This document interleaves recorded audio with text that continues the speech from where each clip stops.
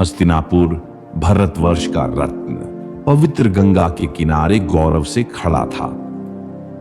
इसके शासक कुरुवंश के राजा शांतनु अपने ज्ञान और पराक्रम के लिए प्रसिद्ध थे। एक दिन भाग्य ने शांतनु को गंगा के पावन तट तक पहुंचाया। वहां उन्होंने देखा दिव्य रूप में प्रकट हुई स्वयं देवी गंगा। मोहित होकर शांतनु ने उनका हाथ मांगा, पर गंगा ने शर्त रखी वह उनके कर्मों पर कभी प्रश्न न करे। प्रेमवश शांतनु ने स्वीकार किया और विवाह संपन्न हुआ। लेकिन दुर्भाग्य से राजा उनके वचनों पर खरा नहीं उतर पाया, जिसे मां गंगा ने उसका साथ छोड़ा, जिससे राजा बहुत दुखी हुआ। एक दिन राजा गंगा के किनारे टहल रहा था। उसने एक दिव्य बालक देखा जो देवों की तरह तेजस्वी था। उसे देख के राजा मोहित हो गया। गंगा दोबारा प्रकट हुई और उसने कहा, यह तुम्हारा ही बेटा है। यह सुनकर राजा बहुत खुश हुआ। राजा के हृदय में अपार प्रसन्नता भर गई।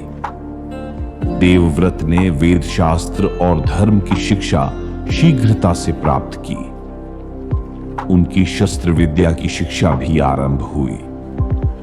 परशुराम के मार्गदर्शन में उन्होंने युद्ध कला में निपुणता प्राप्त की। उनकी तलवार बिजली सी चमकती।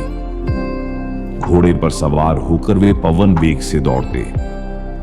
महल और नगर में लोग उनके कौशल की सराहना करते। शांतनु ने अपने पुत्र में भावी राजा देखा। फिर भी देवव्रत सदैव विनम्र रहे, धर्म के प्रति समर्पित। एक दिन राजा शिकार पर निकले। वहां उन्होंने देखी मछुआरे की कन्या सत्यवती, सरल और तेजस्वी। उनकी सुगंध और आकर्षण ने शांतनु का हृदय जीत लिया। शांतनु ने सत्यवती से विवाह का प्रस्ताव रखा, पर उसके पिता ने शर्त रखी। उसने कहा, सिंहासन पर केवल सत्यवती के संतान ही बैठ सकेंगे।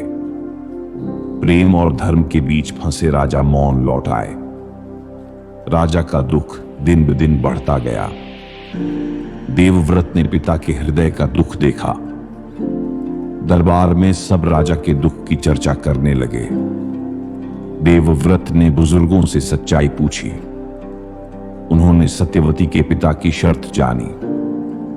उन्होंने पिता का दुख दूर करने का निश्चय किया। वे सीधे मछुआरे की कुटिया पहुंचे। उन्होंने पूछा, समाधान क्या है? देवव्रत ने राज सिंहासन पर अपना अधिकार त्याग दिया। मछुआरा उनके त्याग से विस्मित रह गया। लेकिन देवव्रत यहीं नहीं रुके। उन्होंने प्रतिज्ञा ली, जीवन भर ब्रह्मचारी रहेंगे। उन्होंने प्रतिज्ञा ली, जीवन भर ब्रह्मचर्य का पालन करेंगे। प्रकृति भी उनके शब्दों से स्तब्ध हो गई। स्वर्ग से देवता पुष्प वर्षा करने उतरे। तभी उनका नाम पड़ा भीष्म, उनकी भयानक प्रतिज्ञा के कारण। जनता उनके त्याग को प्रणाम करने लगी। मछुआरे ने सत्यवती का विवाह स्वीकार कर लिया। शांतनु ने आंसुओं से पुत्र को गले लगाया। राजा ने उन्हें वरदान दिया, इच्छा मृत्यु।